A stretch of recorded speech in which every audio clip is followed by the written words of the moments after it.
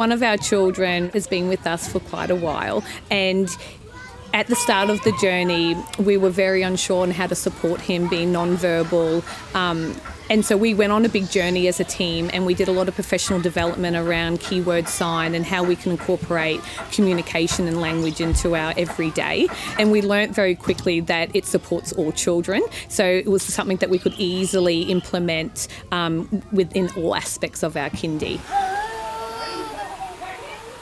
In terms of how we support a specific child, is that we can use his assessment profile to really identify that the communication element there is something that we definitely need to work towards and build goals on. And so we're able to really use all the experiences that he does at kindy to put in that assessment profile to see his journey. And his journey looks very different to many other children, but you can still see that progression of learning just in a very different way. Alex, did you put your name?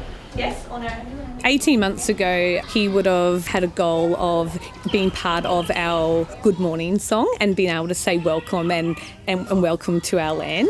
And at the start, he would just sit there and he wouldn't have any way of communicating that to us. So we very quickly recognised that this is something that we could really help him with. And it was a great starting point because it was the first element of the day. So as a team, we learnt our Good Morning song using keyword sign. Good morning, how are you? And then we also taught his parents how to do it in keyword sign. So they were able to reinforce that at home as well. How are you today? And that became the first part of introducing a way of communication with him. And it really opened up the rest of his communication journey, because the moment he realised that he can communicate with us by just saying good morning, you should have seen his face. He was so lit up and he was excited to learn different ways to communicate. So if we look at that journey, a simple thing of saying good morning to now we're having full sentences and discussions with him about concepts that he wants to communicate with us. So we need to document his conversations differently.